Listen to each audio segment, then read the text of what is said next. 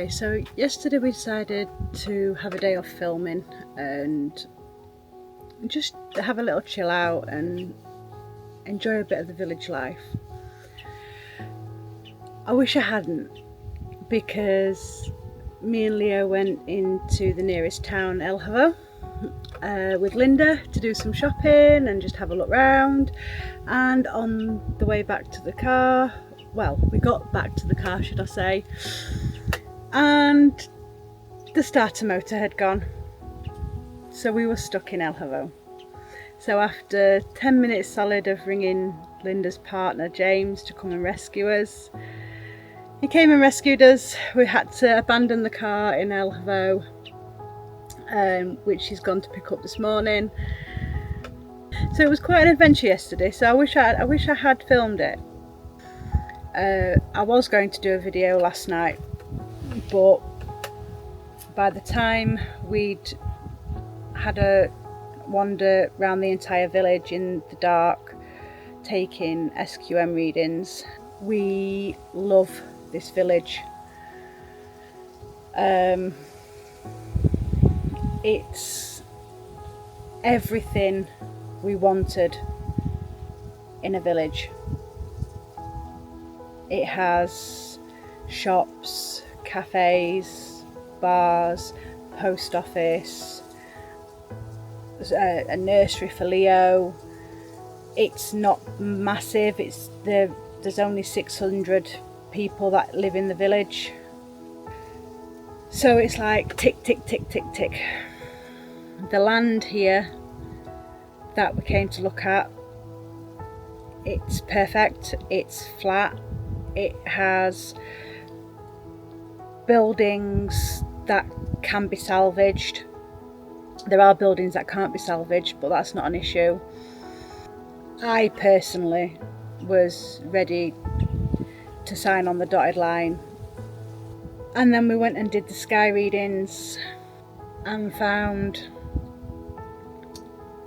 that they weren't what we needed, or they weren't as high as Rick wanted, should we say. I have contacted a local space centre in Karavelovo.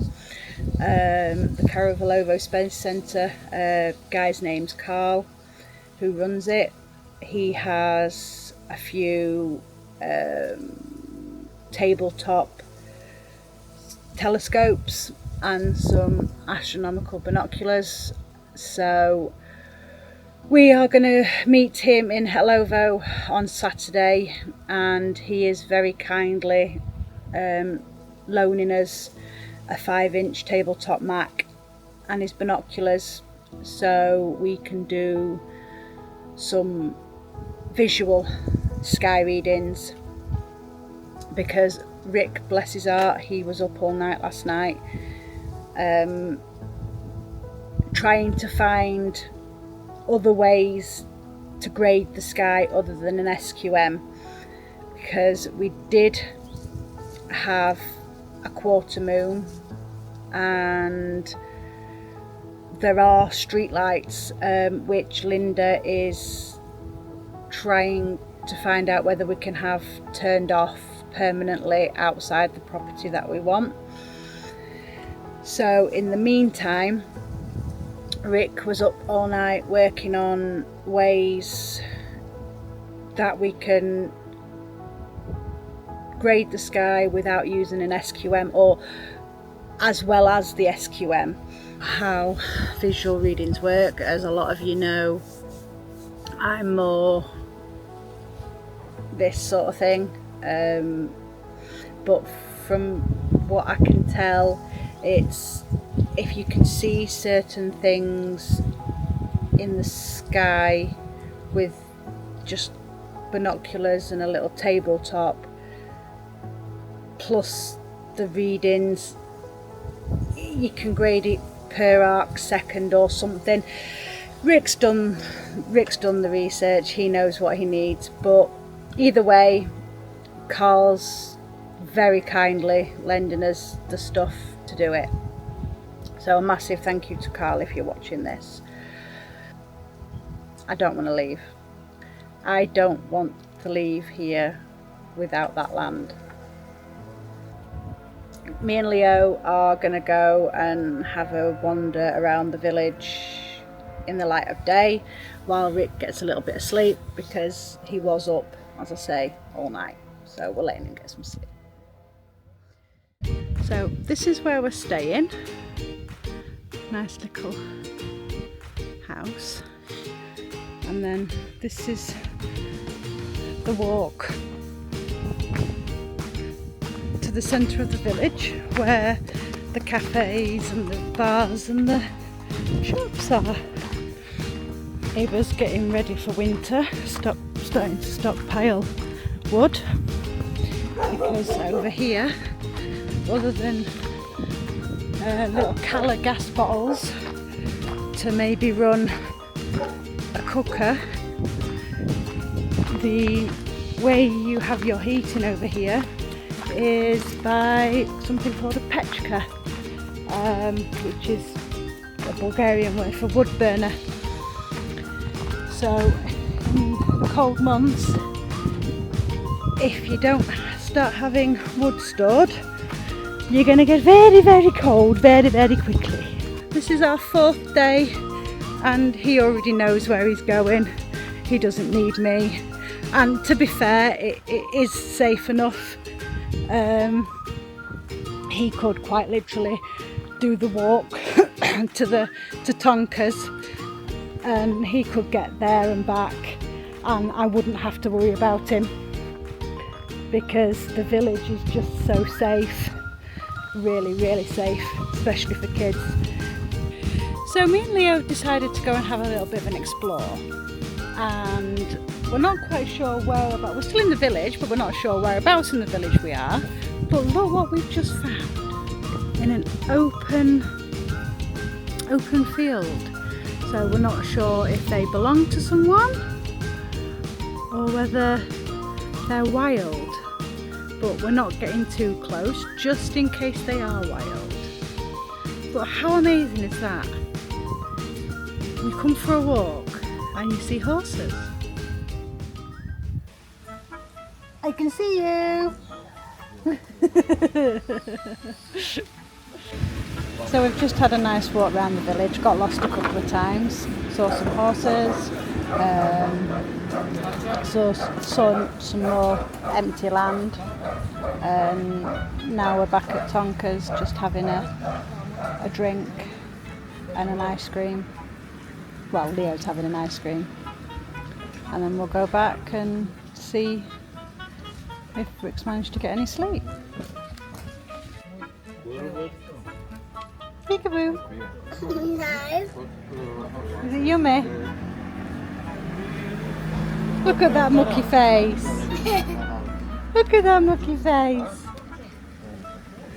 I'm going to try a new Bulgarian recipe, Patanik. It's traditionally known in the Rhodope Mountains area, so seeing as though we're going there next, I'm going to give it a go. It's made with onion, bacon, potatoes, spearmint, all really healthy, all natural. Here we go. The Patatnik was really easy to make. The most laborious part was grating all the ingredients, but once that was done, it was pretty straightforward. It took about an hour to cook, but it looks amazing and it even tasted great. Everybody loved it, including Leo. So now we're going to eat and take some to James. Right, we're on the way to go see James. And we're taking him some Patatnik that Sara made that we had earlier. Sun setting just in front of us. It's all pretty doody. A lot of roads like this, we're on some of the back roads at the minute. Yes, and by Bulgarian standards this is classed as a road. But yeah, we're going to go see James for a bit, head back, and yeah, early night I think. That's it. We had a nice couple of hours at James's house, having coffee and chatting. It really is nice to be part of rural Bulgaria village life.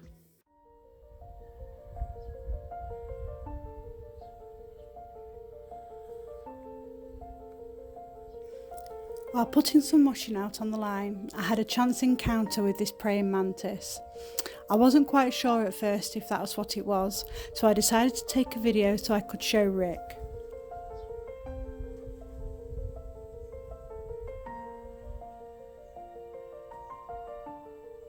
Before Linda and James took us to see the fresh fruit and veg market, we decided to stop off at the little weekly Elkovo car boot. There wasn't much there due to the weather and the time of year, but me and Leo did enjoy a Bulgarian delicacy, which I cannot pronounce the name of, but it's a little bit like a donut and a pancake mixed together. It was absolutely beautiful. Fish here comes fresh, and you know it's fresh because it's still alive. How awesome is that? You want fresh fish? Come to Bulgaria. We have come into Elhovo to have a look at the Saturday market. I've just shown you the fresh fish, very fresh fish, and these are all the fresh vegetables. Look at the size of those peppers, and look at the size of those leeks. I am not kidding you. If Leo was walking around here, I would do a size comparison. They are actually larger and taller than Leo. Giant watermelons.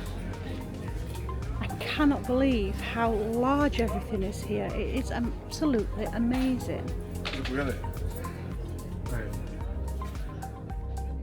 Excitement got the better of us for the rest of the day, as after the market we went to meet Carl to collect the telescope and binoculars. By the time we'd all finished chatting and drinking coffee, the day was over and it was time to go back, get something to eat and look at those stars. Thanks for watching. Like and subscribe to follow us on our journey.